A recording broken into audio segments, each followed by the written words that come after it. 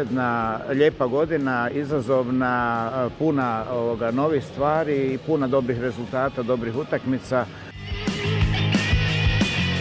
Prošlu sezonu smo završili na 5. mjestu, dobili smo priliku odlaska u Europu što smo iskoristili i odigrali smo 2 kola.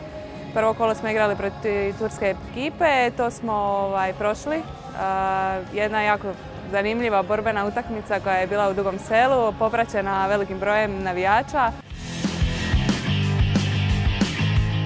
Mislim da nam je to iskustvo, novo europsko iskustvo, zapravo dalo još jedan vjetar u leđa. Sad kad smo to okusili, iskusili, sad smo toga i željni, sad smo toga i gladni, tako da ove godine još više grizemo.